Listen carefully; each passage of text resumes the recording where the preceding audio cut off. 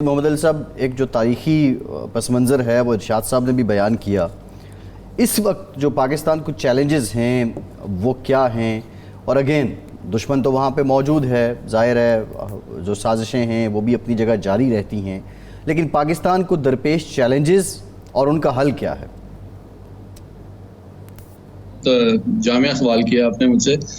मैं जिस तरह इरशाद साहब ने बड़ा जामिया और पुरमग़ज़ अहाता किया इस तारीख का, तो उसी को मैं थोड़ा सा आगे बढ़ाता हूँ।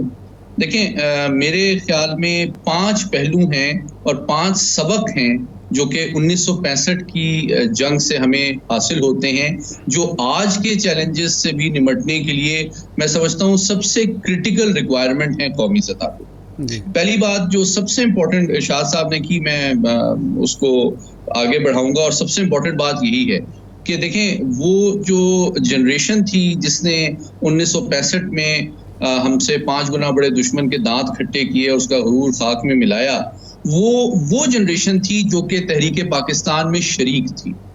तो उनका जो कमिटमेंट थी ना, इस जिसने मुल्क बनाया है वही उसको बचाने के लिए हर कुर्बानी से दरेग नहीं करेगा, सरधड़ की बाजी लगा देगा। एक तो कमिटमेंट है। दूसरी चीज ये कि देखें, उस वक्त की जो कौमी क़यादत थी और कौम थी और फौज थी, उसमें किसी किस्म की कोई तफरीक नहीं थी। वो यकजान दो कालिब थे। अगर हमारे अफवाज सरहदों पे अपनी कुर्बानियां दे रही थी, अगर हमारे पायलट फजा में दुश्मन को नाकुच चने चबवा रहे थे, या हमारी बहरिया दवारका पे भारतीय जो बेसिस है उनको तबाह कर रही थी, तो हमारा मीडिया हो, हमारे जर्नलिस्ट हो, हमारे फनकार हो, हमारी कौम जो है, हमारे स्टूडेंट्स हों, वो जिस अंदाज में भी उनसे हो सकता था वो फौज के साथ एक सीसा पिलाई दीवार बन के खड़े थे। ये दूसरा पहलू है। तीसरा पहलू ये है कि ऑब्वियसली जो हमारी अफवाज थी, उनका जज्बे जहाद और जज्बे शहादत की तो दुनिया में आज भी नज़ीर नहीं मिलती है। वो डेफिनेटली वो सरधड़ की बाजी लगाते थे। चौथा पहलू जो था, जो बताना ज़रूरी है, कि दुश्मन की अददी और मादी बर्तरी हमारे ऊपर 5 गुना ज्यादा थी, लेकिन उसने हमारी अफवाज और हमारी क़यादत को बिल्कुल मरूब नहीं किया।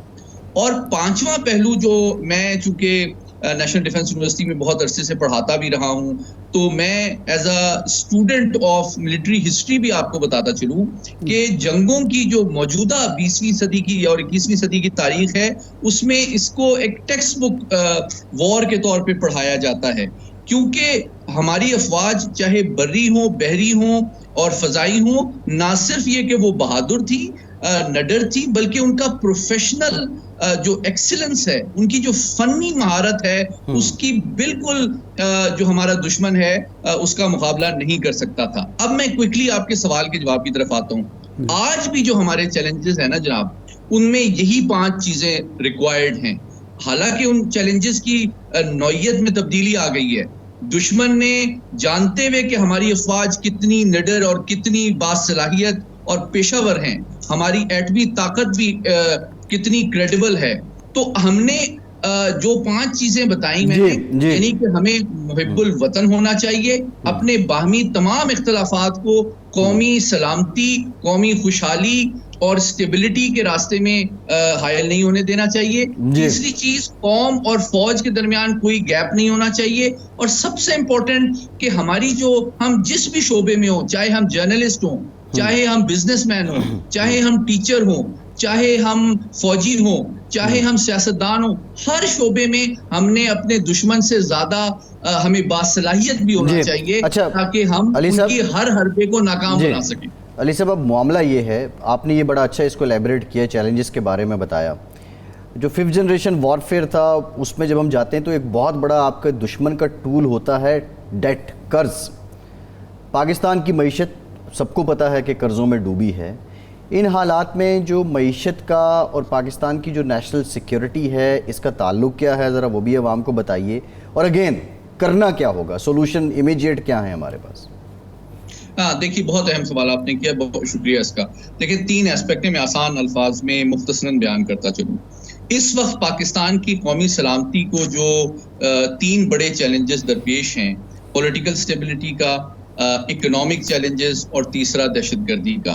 मैं समझता हूं कि इस वक्त सबसे इम्पोर्टेंट चीज़ जो है वो देखें, हमारी जो अफवाज हैं वो काउंटर टेररिज्म ऑपरेशंस में कारफरमा हैं और बहुत कामयाबी से पेशकदमी कर रही हैं और कुर्बानियां भी दे रही हैं। दूसरी जानिब हम जो है पॉलिटिकल स्टेबिलिटी की तरफ भी बढ़ रहे हैं और आपको एक वाज़े प्रोग्रेस नज़र आ रही है। लेकिन जो सबसे बड़ा चैलेंज है जो मुंह खोले हुए खड़ा हुआ है वो इकोनॉमिक चैलेंज है। अच्छा, उसके लिए क्या करना चाहिए? देखें, 3 चीजें हैं आसान अल्फाज में। आप ट्रेडिशनली अपने दोस्तों से, दोस्त ममालिक से रिलीफ और इन्वेस्टमेंट की तवक्को करते हैं और हमारी फौजी क़यादत, हमारे सिफारतकार और कौमी क़यादत इसके लिए बदस्तूर बैनुल अक़वामी सतह पे कोशिशें करती रहती हैं। लेकिन इसमें सबसे इम्पोर्टेंट चीज़ जो है, आप अग्री करेंगे, वो पहले अपना हाउस इन ऑर्डर करना है, वो गवर्नेंस को ठीक करना है। क्योंकि देखें, बाहर से रिलीफ आता है या नहीं आता, बाहर से इन्वेस्टमेंट आती है और कितनी आती है, ये तो बाद की बात है। आपके मुल्क के अंदर जो करप्शन, स्मगलिंग और ज़ख़ीरा अंदोज़ी के जो मसाइल हैं, जब तक हम उनको एड्रेस नहीं करेंगे तो हमारे अपने कौमी जो ख़जाने हैं उसका भी नुकसान होगा, हमारे टैक्स पेयर का भी नुकसान होगा, हमारे लोगों को चीज़ें भी महंगी मिलेंगी और फॉरेन इन्वेस्टर का जो एतमाद है वो भी कमज़ोर होगा। इसलिए जो आज सबसे इम्पोर्टेंट डेवलपमेंट आपके सामने आई है, जो आपकी वसातत से मैं बताता चलूँ, वो यही है कि थैंकफुली हमारी कौमी और फौजी क़यादत एक पेज पे है और उन्होंने इस बात का इदराक और एहसास करके ये फैसला किया है कि जब तक हम करप्शन का, स्मगलिंग का और ज़ख़ीरा अंदोज़ी का डिसाइसिवली खात्मा नहीं करेंगे, उस वक्त तक ना आवाम को रिलीफ मिल सकता है, उस वक्त तक ना आपके टैक्स पेयर को वैल्यू एडेड सर्विसेज मिल सकती हैं और ना ही फॉरेन इन्वेस्टर का एतमाद बहाल किया जा सकता है। तो ये पहलू सबसे इम्पोर्टेंट है।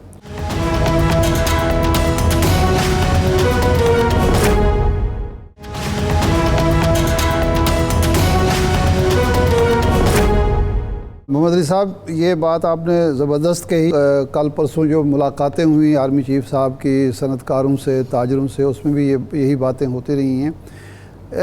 ये एक नेशनल कंसेंसस हो गया था कि करप्शन जड़ है मसाइल की और ये करप्शन के नतीजे में फिर ये बाकी चीज़ें जो स्मगलिंग है और कब्ज़ा ग्रुप हैं और लॉ एंड ऑर्डर सिचुएशन ख़राब होती है, वो उसका एक बाई प्रोडक्ट्स होते हैं। लेकिन कुछ अर्सा यहाँ एक मंत्रा चलाया गया कि नहीं जी, करप्शन तो बड़ा इशू नहीं है, असल में तो स्टेबिलिटी लानी चाहिए और उसके लिए कुछ चीज़ों पर कंप्रोमाइज़ करना चाहिए। अब जब ये फ़ैसला कर लिया गया है कि करप्शन, स्मगलिंग, कब्ज़ा ग्रुपों को, ज़ख़ीरा अंदोज़ों को मुआफ़ नहीं किया जाएगा, तो आप समझते हैं कि मौजूदा फ़ज़ा में क्या हमारी ब्यूरोक्रेसी, हमारे इदारे जो हैं वो तैयार हैं इस एजेंडे को पाया तकमील तक पहुंचाने के लिए, या वो रिवायती किस्म के हथकंडे इस्तेमाल किए जाएंगे, माफियाज आगे आएंगे, अपने मोहरों को आगे बढ़ाएंगे और फिर एक तसाहुल और सुस्ती और उसके अंदर जो है रुकावटें होंगी? ये इस हवाले से ज़रा बताइए।